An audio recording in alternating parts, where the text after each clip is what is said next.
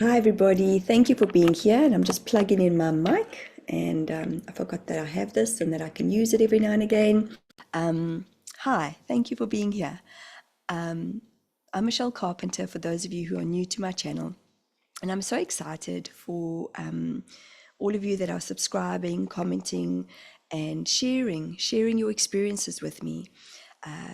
Know that we are navigating life, we are navigating this human experience, we are navigating so many different emotions. And as you guys know, I share pretty openly. I wear my heart out on a sleeve and a sleeve, maybe all my sleeves, I don't know. But over and above all, I'm incredibly grateful to walk this journey with you. And whatever your journey looks like, know that we all are transforming and changing many different ancestral patterns, many different belief systems, and many different ways of the way have been thinking and the way we've been conditioned. So I wanted to quickly share with you guys before I was thinking of channeling, so that's why I'm a little bit like, am I not? I'm not 100% sure, but I just go with where I'm at right now. So I wanted to share with you that life, when we transform so much of the old, the universe gifts us all the time if we're willing to look at the gifts. I was just chatting to a beautiful friend, and I was saying to him, some of the toughest, most hectic, most experiences for me, and when I'm invoked and when I'm in a moment of my own trauma response, there's always a gift. There's always a gift, and I was taught that many, many years ago in my journey. And let me share with you the experience. So for those of you who have been watching my video from 2 weeks ago where I'm sobbing, and I was just feeling so much. I was feeling for myself, I was feeling for the collective. And I don't know if I'd shared this, but a week before that, I'd gone and done a past life regression. And I'd worked with a past life in Egypt.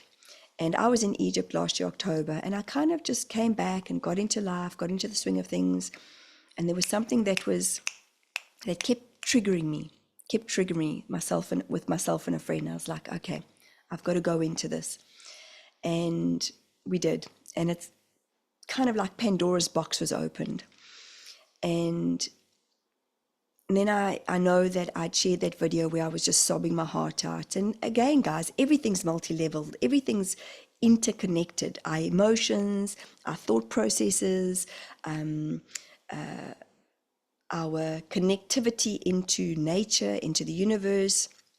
And I'm learning to come back. And I know that video was so necessary, not only for me, but in the sharing. The sharing of being vulnerable, which isn't easy. Most of us don't want to allow it. I most certainly, the next few days of that video of me sobbing my heart out, I kept saying, I just want to take it off. And I kept getting, no, Michelle, leave it. The Council of Eight continuously are gifting me in sharing things. And I've always had this knowing that I'm here to work with the human experience, the grieving, which there's so much love in grieving, as well as our spiritual igniting of our light. And sometimes it's freaking hectic. So yes, to go back to this past life regression, it most certainly opened up a lot.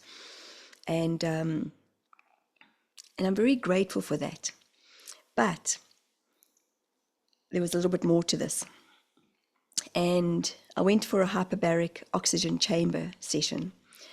And for those of you who don't know, I'm working through some of my experiences of being claustrophobic. One of them was when I was in Egypt last year, walked into the pyramid, and I thought I was fine, and I freaked out. And my beautiful friend Laura came in, and I've shared this before. She came and she lay against me, and she started speaking light language. So this is what happened when I went into the hyperbaric chamber. He zipped it up. My head started to unravel. I felt like I couldn't breathe, which is what happened. I started to panic. And I just said to him, please, and even describing this right now, my head kicks in and goes, like I feel like I'm there. And I kept getting this thought process of, I'm in the King's Chamber's tomb. I'm in the King's Chamber's tomb. And I was like, Michelle, but you're not.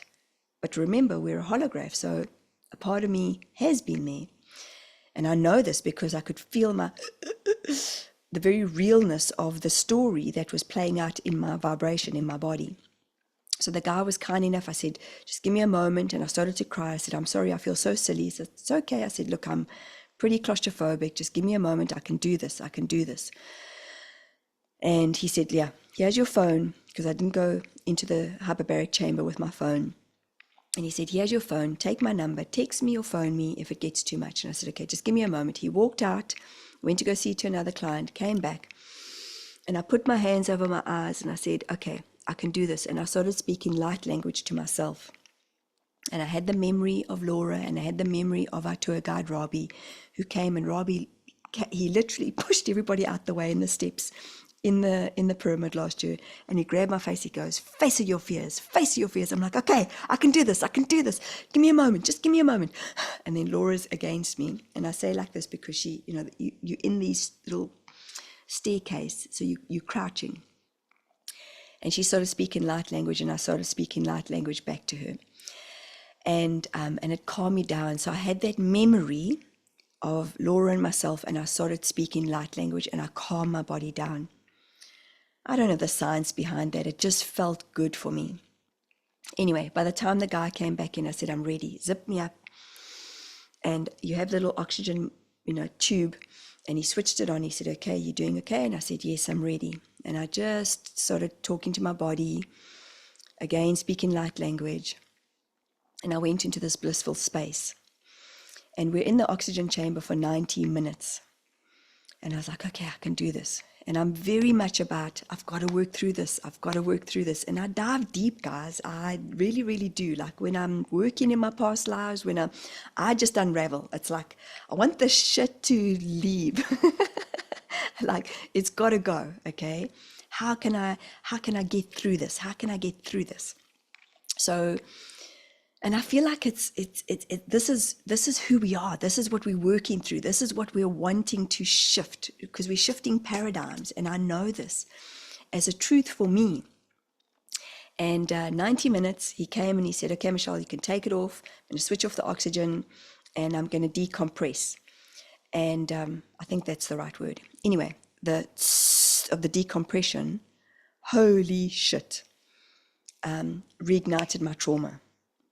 I didn't realize it was so loud. I was in this blissful space, and you can feel the oxygen in your body, and you can well imagine I was just like, oh my God, just feeling amazing. And then this very loud, like that's how loud it felt, like really just clunk. And he walked out when the compression, because it's a soft chamber, and I was like, I was hitting the thing. I was shouting his name, and I was like, come back, come back. And I was like, do I open? But then my head was going, shit, what happens if I don't know, what happens if I'm not supposed to open? Because I know you're not supposed to open. But I was like panicking. I went into a complete fight or flight, and he wasn't hearing me. So I put my fingers in my ears, and I rolled over onto my left side, and I just kept saying, it's okay, I'm safe, I'm safe. Why this happened, I've got no freaking idea. Well, I do, because somebody who's got severe PTSD like myself, and it's still unraveling, okay? I have moments that I know has been gifted to me to help me to heal, and this was one of those moments. And I'm sharing my past life with you because it was massive, it was huge, and so big that my husband even walked into my room because I was chunking so hard. Why I wear makeup when I am doing past life regression work or hypnosis, I got no freaking idea, because it's just like I look like I'm just splashed with makeup, okay, like shit, like it just looks, because after my past life regression, I went into the bathroom and I looked in the mirror, I was like, oh, Jesus, Michelle, what are you wearing makeup for? Seriously. Anyway, so what had happened? Oh, come back. Sorry, I just got a message. So this was happening, and I was completely disassociated. But I put my fingers in my ears. I'm safe. I'm safe. I'm safe, because that's all we want to teach our bodies and our minds, and reprogram our thoughts. And I calmed down. He unzipped. He came back in, and I was completely just unaware. And he said, "Are you okay?" And he had to help me up. And then my body started to quiver. And he said, "Are you okay?" So I said, "This is what happens. I'm releasing trauma." I just remember saying to him, "I'm okay. I need to drink some water." And my body started to quiver.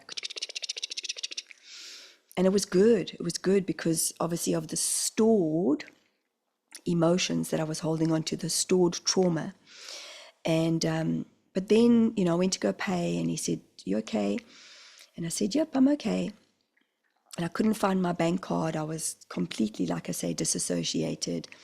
And I went to go sit in the car, paid him, went to go sit in the car, and I was like, whew, that was huge. So I'm sharing this with you guys because I know that I'm still working through my different processes, and I'm not sharing this from a space of, please feel sorry for me. I'm sharing this in the hope of creating knowledge for you guys.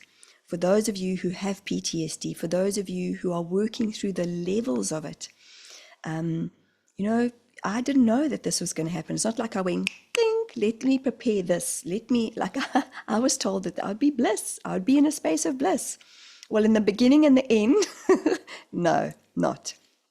But I always believe that there's a gift in that moment in time. As hard as what it is, guys, there was a gift. And I didn't actually sleep that night because I was writing an email to this gentleman who owns the business. I was like, I got to get out of my ego. I'm not wanting this to be addressed in a space of, do you need to know, the people who have PTSD. It's like, I want this to come through gently.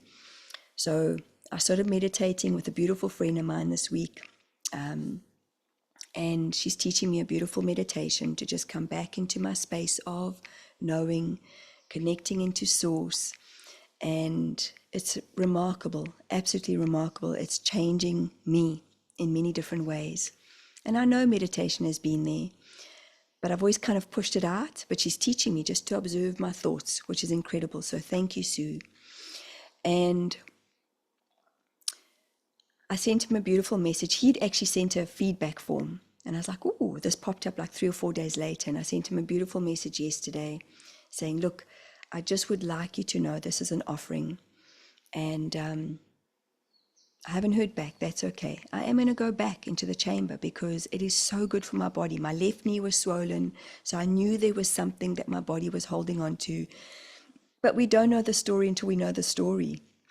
And the story came up that, when I'd started speaking to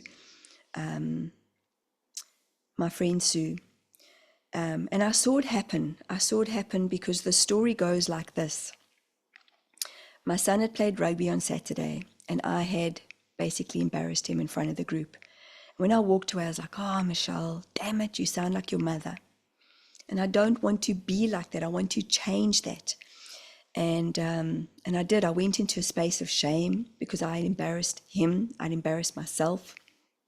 I was like, shit, my mom did that to me. My mom was the one that would, to be honest, slut shame me, okay? And it goes deeper. The story goes deeper. We had met my now husband, and we were dating for 2 months. And I didn't have many sexual partners, guys. I really didn't. And my mom had a moment with my now husband. This was 2 months into our relationship, and it's like, I hope you're gonna, be with Michelle long term. And I was like, what? Because he came home and he's like, Michelle, how many men have you been with? Because I picked up your mom, and your mom had said that, that you've been around the block a few times. I was like, what?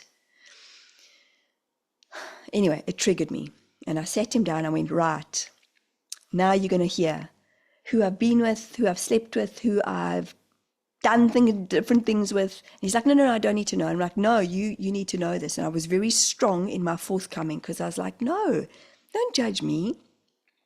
So I'm digressing a little bit on the story because I'll come back to how I'd embarrassed my son. But before I'd started meditating and I was talking to my beautiful friend, I started to cry, and I said, this is what happened this weekend with my son. And she said, okay, what's the trigger? What's the trauma? And the trauma is there as a gift, guys. That's what she reminded me. It's there as a gift. And what I'd remembered was being 16 years old in our local supermarket. And I'd bat-chatted my mom at the till. We were paying. Most of our school friends went there because we got beautiful fresh bread that we just used to eat on the way. It just came out of the oven, bread and milk.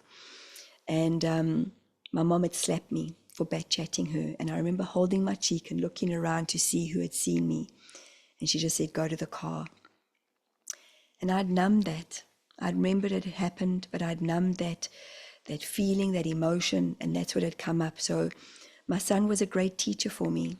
Not ideal, but a great teacher for my healing. And that's what our children do for us. They bring the healing if we're prepared to look at it, if we're prepared to go within. So this had happened in the way that it did. My son's rugby on the Saturday. I went to the hyperbaric chamber on the Saturday afternoon, was traumatized because of that emotion. So remember, the story is different in the trauma, but the emotion is still playing itself and still working itself through the body.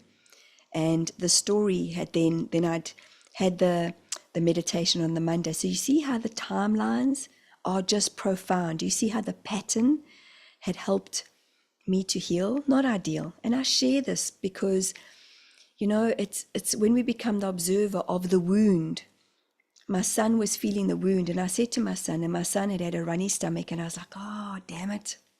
Because I knew he was processing what I had enforced upon him. And it wasn't ideal, it wasn't my finest moment. And I do have those moments, and I share openly because it's like, fuck, damn it. The song that comes to mind is Britney Spears, Oops, I Did It Again. Not ideal. But we're all here to help each other heal. So I'd shared my story about me being slapped, and I'd numbed that because God forbid I cry. God forbid I cry with my mom. And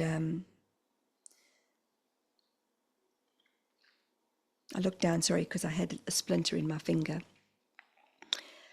And everything helped me to heal. My son helped me to heal. This experience in the chamber helped me to heal. All these moments of not being ideal, but great, great, great healing. And even for my son, it brought great healing. And I want you to know that we're all working through these old paradigms of shame, embarrassment, frustration, anger. And I'm deeply, deeply grateful to this whole experience that had happened for me. And, there's this thing where we talk about taking back our power. And sometimes I'm like, what does that even mean? What does it mean to take back our power? Well, I'm learning. When we let go of the old, we replace it with the new. We fulfill it with the new way of being. And I wanted to share this with you guys because we have a beautiful session coming up, an online event where there's only 12 people. And this is with my beautiful friend, Kelvin. And he is helping me and has helped me to transform so much of what I've held on to. And everybody comes into our space, guys, to help us to heal the old wound. And this is happening on the 14th of July, 6 a.m. New Zealand time, and which is the 13th of July in the rest of the world. And I want to share this with you guys because it's called Transforming Your Life. It's a new online event, and it's on my website, www.michellecarpenter.co.nz. Get in quick because we are keeping it unique and small because Kelvin and I are going to work together, and we are going to bring transformation. If you have a home that you're in, that you want the energy to shift, please bring photos so that we can work with the rooms.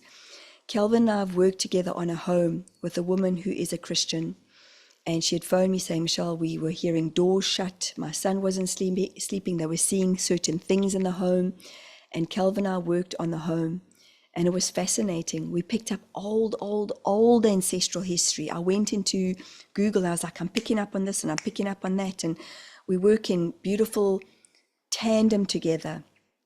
And this is a little bit about Kelvin. Kelvin can transmute the darkness of anger into light and created a new world for himself. You can too. Are you ready?